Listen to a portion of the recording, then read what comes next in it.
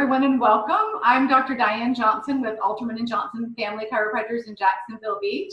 And I have started a new series. It's called Q&A with Doctors A and J, and we're interviewing some of our local experts in their fields. And today we have Dr. Janet Fienemann. Hi, Janet. Hi, thanks for having me. Thanks for being here. Why don't you just tell us a little bit about yourself and your background? So I'm Dr. Janet Fienemann. I'm a therapist here in Jacksonville Beach, turned badass life coach. I teach people how to feel better by managing anxiety and big emotions. And I see people one-on-one, in person, and also Zoom. We've been Zooming for a while. And I also have some courses available that just sort of teach the foundational skills. For me, I've spent these last 30 years sort of creating a step-by-step process that gives you the tools and strategies to handle difficult, challenging situations. And I have a course that goes along with that called From Panic to Peace, which is all self-study. There's videos and tutorials for me, but it's no interaction. And so I've been putting lessons from that for free on my Facebook and Instagram pages each day, so that over 12 days you get sort of the 12 foundational tools that I use to help you to really sort of manage chaotic times. That is awesome, Janet. So we're going to be talking now about progressive muscle relaxation. Yeah? Yes. So, yeah. Tell us a little bit, what is that? How does that work? So progressive muscle relaxation is a relaxation technique, and it's the process of tensing and then relaxing muscle groups one at a time to elicit the relaxation response. It's a great thing to do before bed to help with insomnia, but it's also a great thing to do in the day if you really need to feel kind of more grounded. And if you have a minute, I would love to show you how. That would be awesome. All right, let's get this set up for you. All right, there you go. All right, so you can't really see my full body, so I'll have to sort of mimic it. But if you can bring your attention to your toes and your feet and your ankles, and what I'd like you to do is, for the count of 5, to really clench those toes and feet and ankles, not hurt yourself, but really tightly, and then release. And with that, in this moment, if you just did it, you should feel maybe a warm, kind of tingly sensation. Yeah. And that's those muscles starting to relax.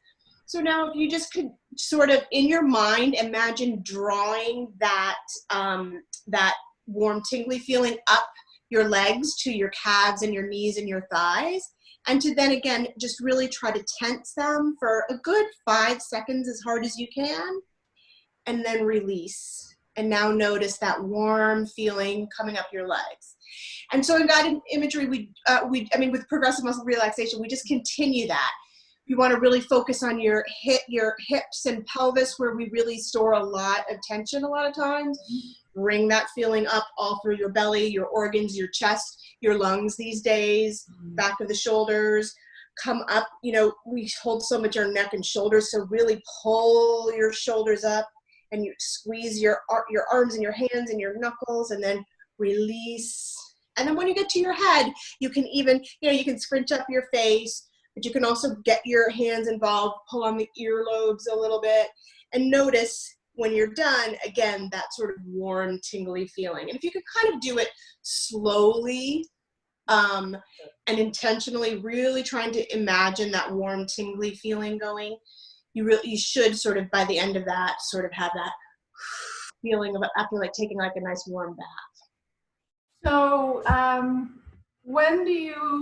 how do you recommend that people implement in their lives? Would there be a time of day or a circumstance? Or so it's one, I always recommend breathing before bed to practice your diaphragmatic breathing, and you could just make this part of that practice.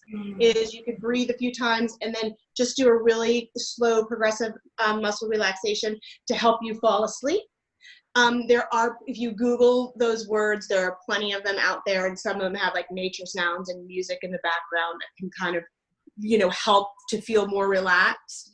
But then during the day, if there's just ever a time that you need a break, if you're feeling tired or you're feeling frustrated or you're feeling a little kind of stressed and out of body, it's just a really great way to give yourself that little sort of meditation that maybe we can't with kids around and all the chaos of staying at home.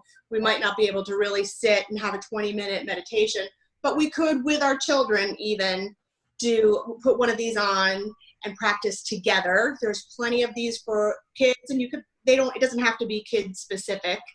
And just lay down or sit on the couch. Kids are welcome to be upside down or they can be themselves through it. Yeah.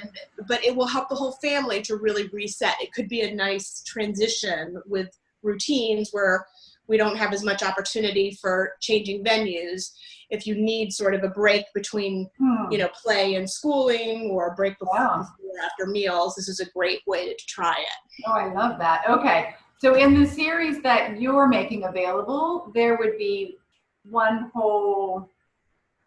Yes, a whole module, a whole lesson on this, right? Okay. And it goes much more in depth. Sure. Okay, so we'll make that information available, links to your pages, how to find you. Anything you want to say in closing? No, just thank you so much for having this. This is a really great resource. Thank you, Janet. Thanks for being with us. Mm-hmm. Bye.